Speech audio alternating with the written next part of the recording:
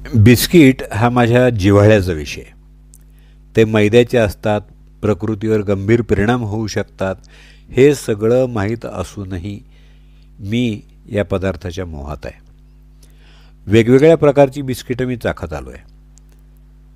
एकदा मी पुणे ते परभणी प्रवासामध्ये नगरच्या अलीकडं माइलस्टोन या अपूर्व नावाच्या हॉटेलमध्ये चहा प्यायला गेलो होतो. तिथं मला एक बिस्किटाचा पुडा मिळाला. प्लेटमध्ये ओतली तर क्रीम रंगाची छोट्या आकाराची, म्हणजे चिमटीत घेतली तर 5-6 बिस्किटं यावीत इतक्या बारक्या आकाराची चौकोनी बिस्किटं दिसली. मी ती सरळ चहाच्या कपात टाकून दिली आणि चमच्यानं खाल्ली. मस्त चव होती. मी पुड्यावरचं नाव वाचलं, चिझलिंग. ही बिस्किटं बकाणा मारण्यासाठी आणि इतरही कारणासाठी उपयुक्त असल्याचा शोध मला लागला. हे अलीकडचं झालं. पण बिस्किटांचा माझा नातेसंबंध बालपणापासून. मी 4थी-5वीत असताना आमच्या गल्लीच्या कोपऱ्याला सावकारांचं किराणा दुकान होतं. तिथं काचेच्या बरणीत ठेवलेली बिस्किट असायची. पांढुरक्या रंगाची ही कॅरम बोर्डच्या गोटी एवढ्या आकाराची बिस्किटं चवदार असायची. नंतर बिस्किटाने आकार आणि गुणधर्म बदलले. एवढंच नव्हे तर साधारण मध्यमवर्गीयांच्या आवाक्याबाहेरचं मूल्य धारण करून बाजारात शिरकाव केला. आमचे एक नातेवाईक आजारी असताना डॉक्टरांनी त्यांना जे पथ्यपाणी सांगितलं होतं त्यात थ्रेप्टिन बिस्किटांचा समावेश होता. त्यांच्या सेवेसाठी माझीच नेमणूक झालेली होती. हे आमचे काका काहीही खाताना तोंड वेडंवाकडं करायचे. मग नाईलाजानं ते मला संपवावे लागायचे. ही थ्रेप्टिन बिस्किटं मला त्यावेळी नुसतीच चवदार नव्हे तर सगळ्याच दृष्टीनं वजनदार भासली होती. पण नंतर या श्रीमंता घरच्या पाहुण्याच्या वाटेला मी क्वचितच गेलो असेन. पुढच्या काळात मांगीलाल, साठे, पार्ले अशा अनेक कंपन्यांची बिस्किटं जिभेला चव देऊ लागली. याच काळात भाकरीच्या चवीशी साधर्म्य साधणारी मारी बिस्किटं आली. शिवाय क्रीम बिस्किटांनीही बाजारात जम बसवला.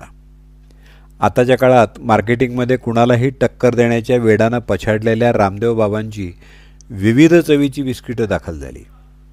ही सगळी बिस्किटं चवीत बदल म्हणून तात्पुरती बरी वाटली, तरी नंतर कंटाळा आणू लागली. या सगळ्या बिस्किट प्रकरणामध्ये मला कंटाळा न आणणारी आणि हवीहवीशी वाटणारी बिस्किटं म्हणजे पार्लेची. फ्रॉकमधल्या गोंडस मुलीचा फोटो असलेली पार्लेची बिस्किटं असोत की मोनॅको असो, या 2 बिस्किटांनी मला पूर्ण समाधान मिळवून दिलं आहे.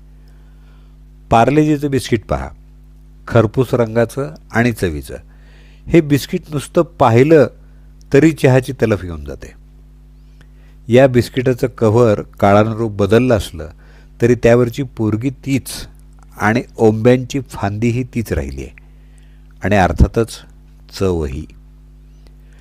लोक म्हणतात की पार्लेच्या बिस्किटांची चव आता तशी राहिलेली नाही, पण माझ्यापुरतं बोलायचं झालं तर ही चव अजूनही तशीच आहे. मोनॅकोचंही असंच आहे. बालपणी जिभेवर रेंगाळली तीच चव आजही अनुभवायला मिळते. शेकडो भारी किमतीची खारी बिस्किटं मी चाखली असतील, पण मोनॅकोला तोड नाही. हे बिस्किटसुद्धा पाहिल्याबरोबर खावंसं वाटतं. लव्ह ॲट फर्स्ट साईट म्हणतात ना, तसं पाहिल्याबरोबर मी या बिस्किटाच्या प्रेमात जे पडलो ते आजतागायत.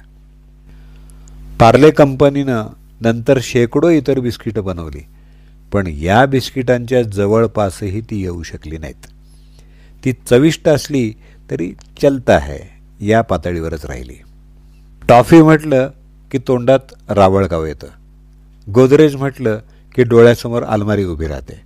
तसं पार्ले म्हटलं की मला पार्लेजी आणि मोनॅको ही बिस्किटच आठवून जातात. या बिस्किटांच्या किमती कुणालाही परवडण्यासारख्या. 5 रुपयात भुकेल्या पोटाला आधार देणारी ही बिस्किटं श्रीमंतांचे चोचलेही पुरवतात. प्रसिद्धीसाठी दानधर्म करणाऱ्यांना अगदी थोड्या पैशात मोठं पुण्य मिळवून देण्यात ही बिस्किटं आघाडीवर आहेत. स्वस्त आणि मस्तच्या जाहिराती नेहमीच फसव्या असतात. पण कसलीही अशी सवंग घोषणा न करता खरोखरच स्वस्त तरीही आवीट चवीची ही मस्त बिस्किटं मला भारी आवडतात. माझ्या कठीण काळात याने मला साथ दिली आहे. त्या उपकाराची परतफेड होऊ शकत नसली तरी ही किंचितची पावती तरी द्यावी म्हणून हा पंक्तिप्रपंच.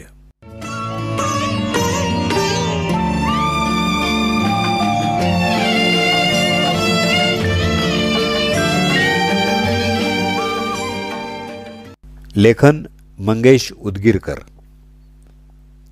वाचन दत्ता सरदेशमुख.